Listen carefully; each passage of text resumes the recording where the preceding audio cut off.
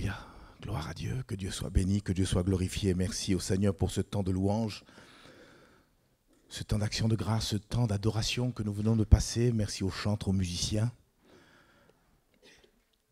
Dans exactement 7 jours, l'une des fêtes les plus célébrées dans le monde va battre son plein.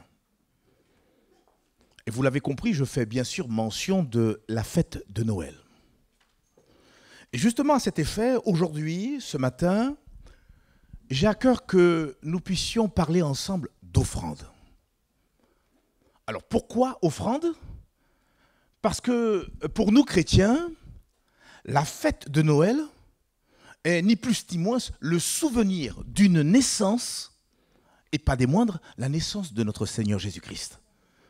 Mais la fête de Noël est aussi le souvenir d'une offrande, et pas des moindres.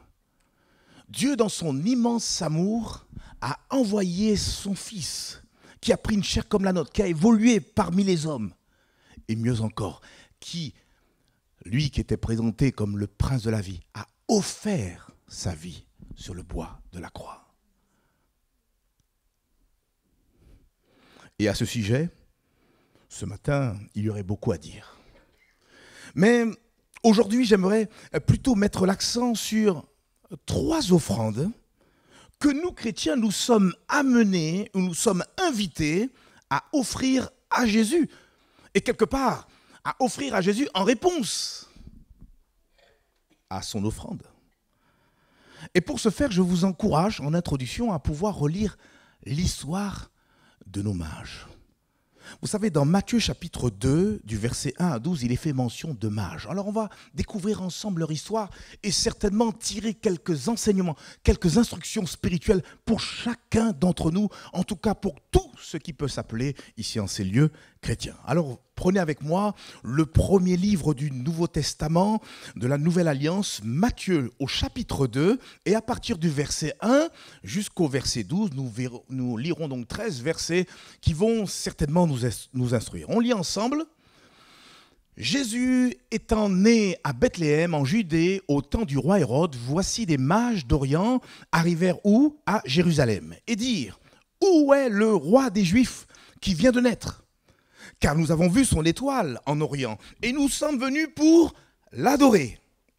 Le roi Hérode, ayant appris cela, fut troublé, et tout Jérusalem avec lui.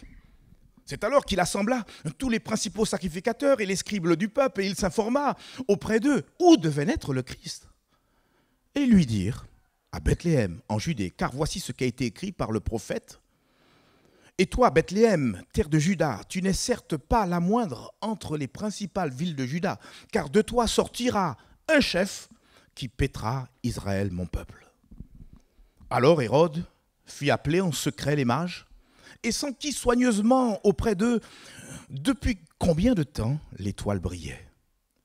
Puis il les envoya à Bethléem en disant: allez, prenez des informations exactes sur le petit enfant, et quand vous l'aurez trouvé, faites-le moi savoir, afin que j'aille aussi moi-même l'adorer. Après avoir entendu le roi, ils partirent. Et voici l'étoile qu'ils avaient vue en Orient marchait devant eux, jusqu'à ce qu'étant arrivée au-dessus du lieu où était le petit enfant, elle s'arrêta. Et quand ils aperçurent l'étoile, ils furent saisis d'une très grande joie. Ils entrèrent dans la maison, virent le petit enfant avec Marie sa mère, se prosternèrent et l'adorèrent. Ils ouvrirent ensuite leur trésor et lui offrirent en présent, de l'or, de l'encens et de la myrrhe. Puis, divinement avertis en songe de ne pas retourner vers Hérode, ils regagnèrent leur pays par un autre chemin. Amen et amen. Quelle belle histoire. Il faut premièrement peut-être noter qu'il est impossible vraiment de déterminer l'identité de ces mages. Ce que l'on sait au travers du texte qu'on vient de lire, eh bien, c'est que ces mages venaient d'un pays de l'Orient.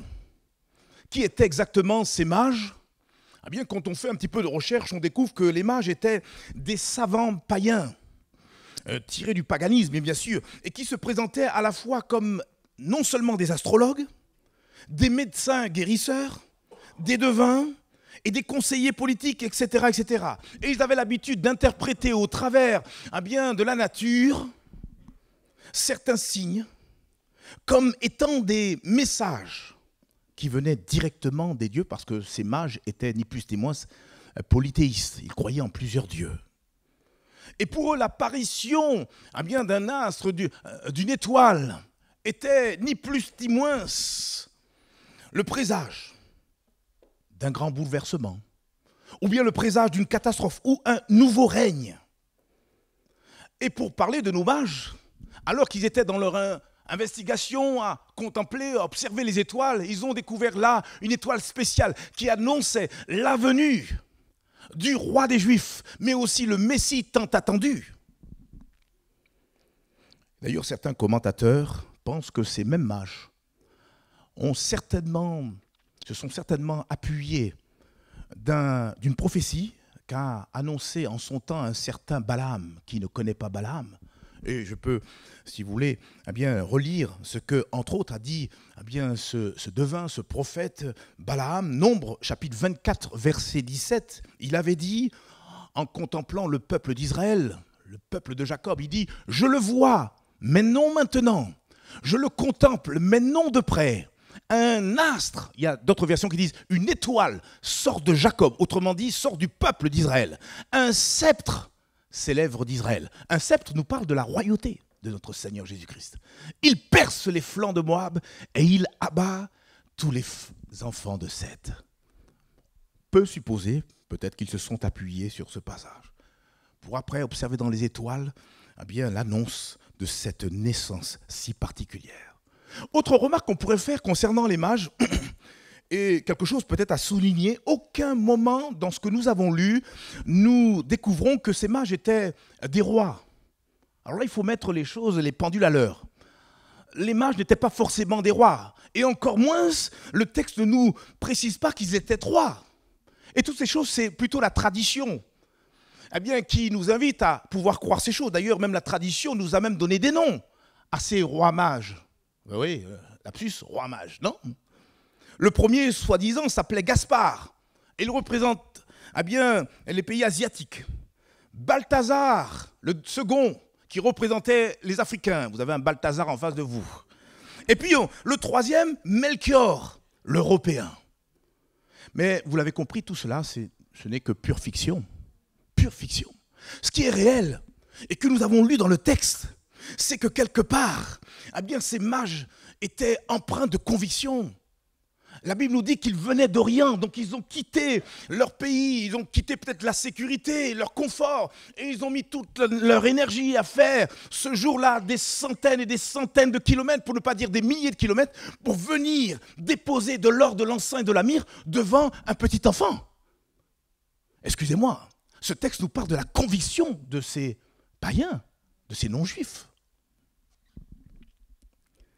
Quand les mages sont arrivés à destination, vous le savez, ils sont entrés dans la maison et ils firent quelque chose d'extraordinaire et qui peut aussi nous enseigner ce matin. Regardez avec moi dans le texte que nous avons lu, le verset 11. Matthieu chapitre 2, verset 11.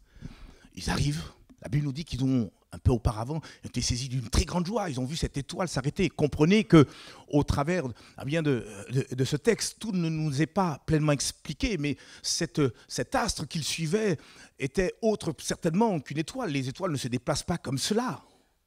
Il y avait un signe miraculeux, il y avait la main de Dieu qui voulait conduire ces hommes venant de nulle part pour venir attester que Jésus-Christ, le Fils de Dieu, était bel et bien venu dans ce monde. Ils entrèrent dans la maison. Ils virent le petit enfant avec Marie sa mère. Qu'est-ce qu'ils firent? Ils se prosternèrent et l'adorèrent. Et puis en plus, ils ouvrirent ensuite leur trésor. Et qu'est-ce qu'ils firent? Ils lui offrirent en présent de l'or, de l'encens et de la myrrhe. Et je voulais justement placer devant nos yeux ce verset 11 parce qu'il doit attirer notre attention sur le focus qui a été placé sur la personne de Jésus. Quand ils sont entrés dans la maison, ils virent d'abord le petit enfant. Alors ils le virent avec Marie, on n'a même pas fait mention ici de Joseph. Mais ils virent le petit enfant d'abord. Et ils se prosternèrent et l'adorèrent. Elle, apostrophe, qui remplace ici la personne de Jésus et Jésus seul. Ils ouvrirent ensuite leur trésor et lui offrirent. Lui remplace qui? Jésus. Pas Jésus et Marie. Jésus seulement. Vous comprenez ce que je suis en train de vous dire là? Il n'y a que de la louange, de l'adoration et l'offrande de cadeaux uniquement pour la personne de notre Seigneur Jésus-Christ. Et là, on peut faire aussi un parallèle. De même, mes amis, quand les gens de l'extérieur viennent ici, il faut qu'ils voient une seule personne. Pas X, pas Y, pas le pasteur, pas aucun chrétien, aussi pieux soit-il. Il faut qu'ils voient une seule personne, la personne de Jésus. Quand les gens, ou même votre voisinage, vos amis entrent dans votre maison, il faut qu'ils voient une seule personne qui règne au centre même de vos maisons, c'est Jésus. Et je vais même plus loin. Quand les gens nous voient vivre, il faut qu'ils voient Jésus au travers de nous. Il faut qu'ils voient la personne de Jésus au travers de notre personne. Un peu comme Jean-Baptiste l'a dit en son temps. Parlant de Jésus, il a dit dans Jean chapitre 3 et le verset 30, « Il faut qu'il croisse et que je diminue. » Il faut que Christ puisse grandir. Qu'on finisse par nous appeler chrétiens, mais dans le bon sens du terme. Chrétien veut dire petit Christ. Et que nous puissions vivre ce qu'a dit aussi l'apôtre Paul, quand il a dit « Si je vis, ce n'est plus moi qui vis, mais c'est Christ qui vit en moi. » Est-ce que Christ vit en nous? Est-ce que les gens voient Jésus au travers de nous? Alors que firent les mages ensuite? On l'a lu, ils offrirent à Jésus divers présents. Je les ai cités, ils sont au nombre de 3, de l'or, de l'encens et de la myrrhe. Et preuve que les mages qui étaient des païens, je le précise, ont cru véritablement à l'identité du Seigneur Jésus. Ils le reconnaissaient comme roi, mais ils le reconnaissaient également comme Messie. Autrement, ils n'auraient pas fait des milliers de kilomètres pour venir déposer de l'or, de l'encens et de la myrrhe devant un petit enfant qu'ils venaient de découvrir. La foi et en tout cas la conviction étaient au plus profond ancrées dans leur cœur. Et quelque part, les présents que les mages ont offerts à Jésus avaient tous une portée prophétique. L'or nous parle premièrement de la royauté de Jésus. L'encens nous parle de la divinité de Jésus. Et enfin, la myrrhe nous parle de la mort de Jésus. Alors je me dis avec vous, quelque part ce matin, si des païens ont eu ce zèle, cette joie de venir déposer de l'or, de l'encens et de la myrrhe devant Jésus, le petit enfant, à combien plus forte raison, nous qui connaissons le Seigneur, nous qui avons vécu la grâce de Dieu, nous qui sommes sauvés ce matin, à combien plus forte raison nous sommes appelés à porter plus que de l'or, de l'encens et de la myrrhe ce matin à notre Seigneur Jésus. Amen. D'où la raison ce matin, de parler au moins de 3 offrandes que nous, chrétiens, nés de nouveau, nous sommes amenés à pouvoir apporter avec profusion devant le Seigneur Jésus-Christ. Et ces 3 offrandes sont intimement liées justement aux 3 offrandes que les mages ont pu déposer devant l'enfant Jésus. C'est pour ça que je disais que ces 3 offrandes qu'ont apportées les mages ont une portée prophétique. Et je voudrais vous le prouver maintenant. Premièrement, quand les mages ont déposé l'or devant le Seigneur Jésus, il faut savoir que l'or nous parle de la royauté de Jésus. Parce que Jésus n'a jamais cessé d'être roi. Il est roi de toute éternité. Longtemps avant sa venue, quand on regarde dans l'Ancien Testament, beaucoup de prophètes ont annoncé la venue de ce roi. L'ange Gabriel, quand il est venu se présenter à Marie, a annoncé également à Marie que celui qui allait naître de son sein allait avoir un règne qui est sans fin. Regardez ce qu'il est dit dans Luc chapitre 1, verset 33. Pour ceux qui prennent des notes, vous pourrez relire ces choses. L'ange qui dit à Marie, « Il régnera sur la maison de Jacob éternellement. Et son règne n'aura point de, aidez-moi, n'aura point de fin. » Les mages qui sont venus d'Orient, la première question qu'ils ont posée au roi de l'époque, le roi Hérode, « Il est où le roi des Juifs ?» Pour nous, on est convaincus, il est où ce roi? Même Jésus n'a pas caché son identité. quand on le lui a demandé. Par exemple, quand il est venu devant le gouverneur romain Ponce Pilate, ce dernier lui a dit « Mais tu es vraiment roi ?» Et Jésus lui a dit « Mais tu l'as dit, je suis roi. » Il a rappelé que son royaume est dans le ciel. Même à Pierre, il lui a dit « Mais ne crois-tu pas que je sois capable d'envoyer la 12 légions d'anges pour venir me secourir ?» Il est véritablement roi. Et d'ailleurs, pour la petite histoire, vous n'êtes pas sans savoir que quand Jésus a été crucifié entre les deux brigands, il y a eu un écriteau dessus qui était fixé sur la croix. Et qu'est-ce qui était écrit dessus? Alors aidez-moi là. Roi des Juifs. Jésus de Nazareth, roi des Juifs. Ça avait été écrit en hébreu, en grec et puis en araméen. Ponce Pilate avait à cœur que tout se sache que le roi des Juifs, eh bien, vous l'avez crucifié. Il y a certains chefs religieux qui ont dit à Ponce Pilate, mais il ne faut pas mettre ça. Il faut mettre plutôt, il a dit qu'il est roi des Juifs. Et Ponce Pilate, vous savez, sa réponse, il a dit, mais ce que j'ai écrit, je l'ai écrit. Parce que Dieu, finalement, était au contrôle. Et j'aime à le dire, ce n'est pas qu'on a arrêté Jésus. Jésus attendait ses bourreaux dans ce fameux jardin de Gethsémane. Il était venu pour une mission et il a été jusqu'au bout de cette mission. Il devrait livrer sa vie pour chacun d'entre nous. Que Dieu soit béni, que Dieu soit glorifié. Jean, sur l'île de Patmos, pour donner un dernier exemple, va même au-delà de tout ce que je suis en train de vous énumérer concernant la preuve que Jésus a toujours été roi. Jean, sur l'île de Patmos, a révélé quelque chose de plus grand concernant la royauté du Seigneur Jésus. Apocalypse chapitre 19, versets 11 à 16. Alors cette fois-ci, pour le coup, lisez-le avec moi. Apocalypse chapitre 19, versets 11 à 16. Il nous est dit, et c'est Jean qui raconte, bien sûr, les visions divines qu'il a pu voir alors qu'il était isolé à cause de sa foi sur cette île, cette fameuse île de Patmos. Puis je vis le ciel ouvert, et voici parut un cheval blanc. Et celui qui le montait s'appelle Fidèle et Véritable. Et il juge et combat avec justice. Ses yeux étaient comme une flamme de feu, sur sa tête étaient plusieurs diadèmes. Il avait un nom écrit que personne ne connaît, si ce n'est lui-même. Et il était revêtu d'un vêtement teint de sang. Son nom est la parole de Dieu. Tiens. Verset 14. Les armées qui sont dans le ciel le suivaient sur des chevaux blancs, revêtus de fin lin blanc pur. Et de sa bouche sortait une épée aiguë pour frapper les nations. Il les pètera avec une verge de fer, et il foulera la cuve du vin de l'ardente colère du Dieu Tout-Puissant. Et voilà le verset 16 qui nous intéresse. Il avait sur son vêtement et sur sa cuisse un nom écrit, Roi des rois, Seigneur des seigneurs. Frères et sœurs, ce n'est pas un scoop, mais permettez-moi de le rappeler ce matin.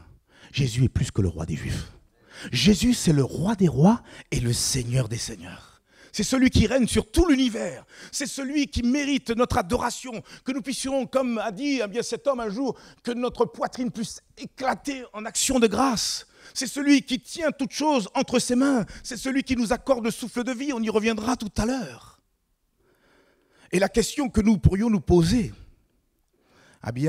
ce matin, c'est est-ce que Jésus, lui le roi des rois et le Seigneur des seigneurs, est-ce que ce même Jésus, il règne sur notre cœur?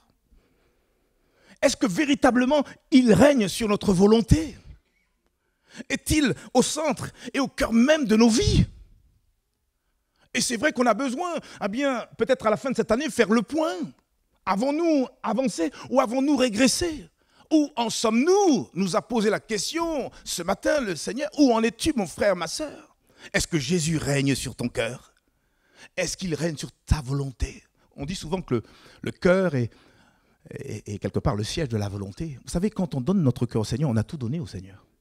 Parce que tout sort de là. Pour ça qu'il est dit dans le livre des Proverbes, « Mon fils, donne-moi ton cœur et que tes yeux se plaisent dans mes voies. » Et l'exemple parfait, c'est celui du Seigneur Jésus avec une telle abnégation, alors qu'il était là, certainement agenouillé, ruisselant des grumeaux de sang. Il a exprimé cette prière qui en disait long sur sa soumission à Dieu son Père. Il a dit, « Seigneur, si cette coupe pouvait s'éloigner de moi, toutefois non pas ce que je veux, mais ce que tu veux toi. » Frères et sœurs, ayons ce langage. Non pas ce que je veux, non pas ce que ma chair veut. Soyons honnêtes, vous êtes certainement comme moi, quelquefois on obéit à notre chair. Mais cette chair, elle doit être crucifiée à la croix pour que notre esprit soit vivifié, soit en communion, en harmonie avec le Saint-Esprit, et que nous soyons guidés, conduits par l'Esprit de Dieu. Oui, la première offrande que nous sommes appelés à pouvoir donner à notre Seigneur Jésus-Christ, c'est notre cœur. Et quelquefois on lui donne et puis quelquefois on reprend. C'est le propre de l'homme. Mais Seigneur, encore ce matin, au travers de ce culte, je te donne mon cœur. Je soumets ma volonté à la tienne. Et cet acte-là, si nous le faisons de manière sincère, frères et sœurs, ça vaut plus que de l'or. Ça vaut plus que l'or que les mages ont pu déposer aux pieds du Seigneur Jésus. Amen. Deuxième offrande que nous sommes invités à offrir à Jésus, c'est celle, bien sûr, qui est en rapport avec l'encens. Les mages ont déposé de l'or et puis également de l'encens. Et l'encens, je l'ai dit, nous parle de la divinité de Jésus, car Jésus est Dieu. Et j'aime à le dire, n'essayons pas de comprendre ça avec notre intelligence. Acceptons-le simplement par la foi. Jésus est Dieu. Il l'a dit à ceux qui pouvaient quelque part essayer de le coincer avec des questions captieuses. Il a dit, moi et le Père, nous sommes un. Dans Jean chapitre 10 et le verset 30, Jésus a dit, moi et le Père, nous sommes un. On aurait pu lire le verset suivant, le verset 31, où on voit les Juifs qui, à nouveau, vont ramasser des pierres pour essayer de le lapider à cause de ce qu'il venait de dire. Pourtant, il ne disait que la vérité. Jésus, le Fils, est un avec le Père. Il est Dieu. Et à cause de cela, Jésus mérite que nous lui offrons encore ce matin la louange et l'adoration qui lui est due. Amen. Nous sommes venus pour Jésus. Il y a des mots, j'aime à le dire, que je réserve uniquement, exclusivement pour notre Seigneur Jésus-Christ. Le verbe adorer. Je n'adore pas le chocolat. Si vous m'en offrez, je l'accepterai. Et je dis, j'aime le chocolat. Mais le verbe adorer, il est pour mon Seigneur et mon Seigneur seul. Il est digne d'adoration ce matin. Il est digne de louange. Et c'est pour ça qu'il faut qu'on puisse se rappeler que l'encens est aussi une résine parfumée que l'on recueille d'un arbre. Et à l'époque, le peuple hébreu utilisait justement l'encens pur et le mélangeait avec toutes sortes d'ingrédients, d'aliments, odoriférants également, et il concoctait une forme de parfum sacré qui était exclusivement réservé pour Dieu. Et quelque part, pour nous, l'encens est l'image de l'adoration que nous devons exclusivement offrir à Dieu, mais aussi à son Fils, Jésus, parce que Jésus est Dieu.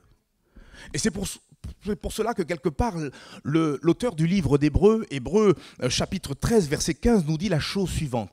Par lui, offrons sans cesse à Dieu un sacrifice de louange, c'est-à-dire le fruit de lèvres qui confesse son nom. Ce matin, j'espère que nous sommes venus apporter un sacrifice de louange. Et je l'ai déjà dit, j'aime à le dire, il y a deux catégories de chrétiens. Ceux qui arrivent pour se poser la question, qu'est-ce que je vais recevoir aujourd'hui? Et puis, l'autre catégorie de chrétiens plus matures, Seigneur, qu'est-ce que je peux apporter déjà à toi et puis à mes frères et mes sœurs? Soyons des chrétiens matures. Ne venons jamais les mains vides devant le Seigneur. Si vous le reconnaissez comme roi, si vous le reconnaissez comme Dieu, apportons beaucoup de reconnaissance. La Bible nous parle d'un sacrifice de louange. C'est quoi un sacrifice de louange? C'est une expression qui nous parle et qui nous invite à pouvoir louer Dieu, le remercier, lui rendre grâce pour ses nombreux bienfaits, pour ses bontés, pour ce qu'il nous apporte, pour ce qu'il est, pour ce qu'il fait pour nous. Est-ce que Dieu fait des choses pour nous, frères et sœurs? Quand je fais un volte-face de toute cette année qui va bientôt s'écouler, qu'est-ce que le Seigneur n'a pas fait? Il nous a gardés, il nous a protégés. Même le souffle de vie que vous avez là, qui vous permet d'aller à droite, à gauche pour aller travailler, c'est Dieu qui vous l'accorde. Merci Seigneur pour le fait qu'on soit en bonne santé. Réjouissons-nous de ce que nos noms soient inscrits dans le livre de vie. Ça, c'est un grand sujet. Quand on est quelquefois à dire, mais je ne sais pas quoi dire, mais remercie au moins le Seigneur pour le salut qu'il t'a donné. Parce qu'avec ce salut, tu fais toute la différence avec peut-être le commun des mortels qui ne connaissent pas le Seigneur. Nous sommes un peuple à part. Ça a été introduit au travers de la Sainte Seine. Un peuple acquis. Nous sommes un peuple spécial. Dans le monde spirituel, les démons nous voient remplis d'une lumière qui les éblouisse et qui les effraie. Cette lumière, c'est Jésus au-dedans de nous. Christ en nous, l'espérance de la gloire. Quand nous venons à mourir, je sais qu'il y a plusieurs qui ont connu cette période de deuil en fin d'année. Mais nous sommes consolés parce que les nôtres, ceux et celles qui ont fait la paix avec Dieu avant de mourir, finalement, mourir, c'est finalement pour nous rejoindre le Seigneur.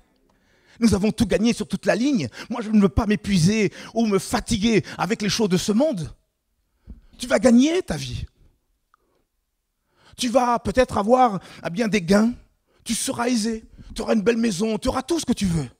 Et après, Jésus a dit que sert-il un homme de gagner le monde s'il perdait son âme? Ne nous trompons pas de combat. Jésus lui-même a dit, travaillez à votre salut. Travaillez pas pour les choses qui périssent. Bien sûr, ne me faites pas dire ce que je n'ai pas dit. Il faut travailler pour gagner notre pain. Et Dieu met en garde les paresseux. Mais à côté de ça, plus que jamais, travaillons pour l'œuvre de Dieu. Est-ce que vous savez que le simple fait d'offrir à Dieu un sacrifice de louange, c'est-à-dire de remercier Dieu pour tous ses bienfaits, ça nous permet de glorifier le Seigneur. Regardez ce qu'il est dit dans Psaume 50 et le verset 23. Psaume chapitre 50 et le verset 23. Celui qui offre pour sacrifice des actions de grâce, qu'est-ce qu'il fait? Il me glorifie. Il n'y a pas plus compliqué que ça. Alors le matin quand tu te lèves, le simple fait, même si c'est intérieurement, dire Seigneur merci pour cette journée que tu m'accordes, le souffle de vie que tu me donnes, c'est juste suffisant pour glorifier le Seigneur.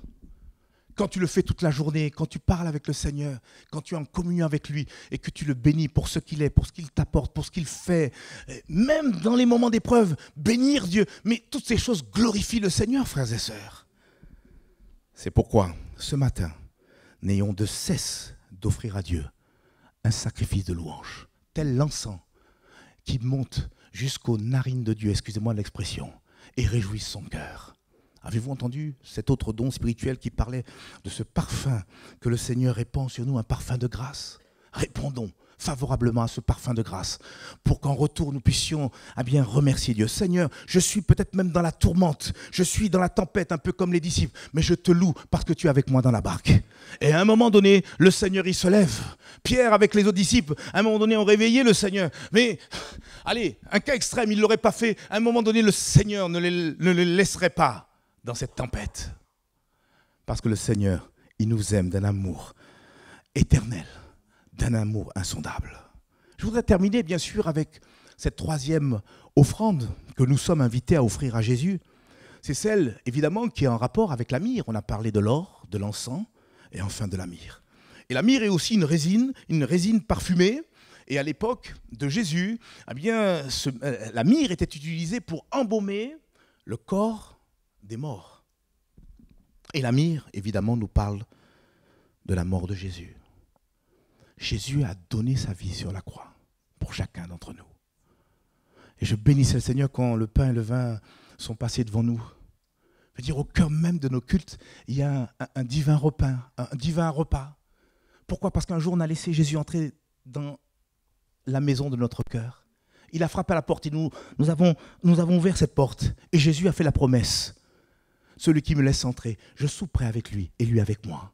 Et chaque fois que nous nous rassemblons, nous soupons avec le Seigneur au travers de ce pain et de ce vin qui est capable de nous fortifier, renouveler nos forces et nous donner à continuer la marche, fatigués mais poursuivant toujours. Ne regardez pas au nombre. Et j'aime à le dire souvent, peut-être pour nous donner à rester toujours en éveil. Combien j'aurais voulu que tous nous puissions partir quand Christ reviendra. Mais soyons honnêtes, ce ne sera pas la réalité. Jésus a dit qu'il laissera pousser l'ivraie et le grain et que nous soyons potentiellement du grain devant le Seigneur. Réveille-toi, toi qui dors, et Christ t'éclairera. Soyons prêts, car Jésus-Christ revient. On a besoin, un frère me le disait tout à l'heure, peut-être de nous attarder davantage sur le retour du Seigneur, qui va révéler ceux et celles qui appartiennent au Seigneur. Ceux qui ont quelque part littéralement donné leur vie au Seigneur. Parce que pour nous chrétiens, la myrrhe nous parle aussi de l'offrande de notre vie.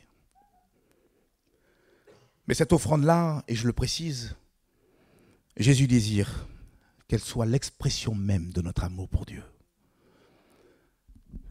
Vous me connaissez? Jamais je forcerai quelqu'un à faire un quelconque service s'il ne le veut pas. Et c'est pareil avec Dieu. Il ne forcera jamais. Et il mettra tout devant nous, comme une table. Il nous invitera même à manger. Mais si nous ne voulons pas manger, nous ne mangerons pas. Parce que le Seigneur veut, alléluia, que nous puissions offrir nos vies, notre énergie, nos talents, tout ce qu'il nous a au fait donné, mais volontairement, avec beaucoup d'amour. Regardez ce qu'il est dit dans Romains chapitre 12 et le verset 1. On en a bientôt terminé. Il nous est dit, je vous exhorte donc, frères et sœurs, par les compassions de Dieu, à offrir vos corps comme un sacrifice vivant, saint, agréable à Dieu, ce qui sera de votre part un culte raisonnable.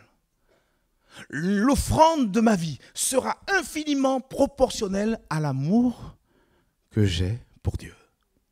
C'est pour ça que Jean a dit autre part, 1 Jean 4, verset 19, pour nous, nous l'aimons parce qu'il nous a aimés le premier. Et c'est dans la mesure où nous comprenons l'amour de Dieu à notre égard que nous pourrons en retour aimer le Seigneur davantage, nous attacher à lui. Sans amour, frères et sœurs, nous ne finirons pas la course. Sans amour, nous n'attendrons pas pleinement, comme il le faut, le retour du Seigneur. Alors je prie Dieu pour que nous soyons animés de l'amour de Dieu. Un amour qui nous pousse à dire comme un certain Charles Studd. Qui connaît Charles Studd ici en ces lieux? Un homme de Dieu qui a écrit d'ailleurs passablement de livres, qui était aussi, me semble-t-il, à l'époque champion de ce jeu-là, le cricket, je crois. Et cet homme, à un moment donné, alors qu'il était fort riche, a tout laissé. Il a donné toute sa fortune. Et cet homme, par amour pour Dieu, parce qu'il avait compris le sacrifice que Christ a accompli sur la croix, il a tout laissé pour aller être missionnaire en Chine. Il a fait des choses extraordinaires. Sa vie a été utilisée par Dieu. Et il avait une parole que je vous cite. Charles Studd a dit, si Jésus-Christ est Dieu, et s'il est mort pour moi à la croix, alors il n'y a aucun sacrifice trop grand que je ne puisse faire pour lui. C'est tout ça, l'offrande, qui est en rapport avec la mire. Quand je vais donner de ma vie, de mon énergie, de mon temps au Seigneur. Je disais à l'entrée à certains frères que même en Afrique, des gens pour aller au culte, comme nous avons l'habitude de venir. Sauf que là-bas, c'est sous des branchages. Je l'ai vécu. On s'asseyait sur des troncs d'arbres. Et il y avait un couple qui avait l'habitude de venir. Et quand ils venaient, ils devaient traverser une mare d'eau. Et ils avaient de l'eau jusque au niveau de la poitrine. Et ils se présentaient comme ça au culte. Et ils ne rataient pas le culte. Ils faisaient des dizaines et des dizaines de kilomètres. Il y a une notion de sacrifice et qui a une bonne odeur devant Dieu. Toutes ces choses sont notées. Toutes ces choses sont notées. Si Jésus-Christ est Dieu et s'il est mort pour moi à la croix, alors il n'y a aucun sacrifice trop grand que je ne puisse faire pour lui. Que dire en conclusion? Les mages ont su avec beaucoup de joie offrir à Jésus de l'or, de l'encens et de la myrrhe. Et c'est extraordinaire de la part de païens. Alors à combien plus forte raison le Seigneur Jésus attend que nous lui offrions plus que des offrandes, plus que les offrandes des mages. Pourquoi? Parce que Jésus nous a sauvés. Parce que nous sommes le peuple de Dieu. Aussi, le Seigneur mérite que nous lui offrions, parce qu'il est roi, l'offrande de notre cœur. Parce qu'il est Dieu, il mérite l'offrande de notre louange et de notre adoration. Réservez ce verbe, adorer, pour seul Dieu. Il est lui seul digne d'être loué, d'être adoré. Pas des hommes pieux, pas des femmes pieuses. Ne vous prosternez jamais devant des statues. Adorez le Dieu vivant et vrai, le Dieu unique qui a créé le ciel et la terre, celui qui s'appelle aussi le roi des rois et le Seigneur des seigneurs. Et enfin, que nous lui offrions tout notre être entier. Voilà le culte qui lui sera agréable. Ce matin, peut-être que vos poches sont vides, mais votre cœur est rempli de ce désir de s'offrir, de se placer sur l'autel. Seigneur, ma vie, elle t'est consacrée. C'est toi qui l'as rachetée et à un grand prix, le sang précieux de Jésus. Ma vie, elle t'appartient.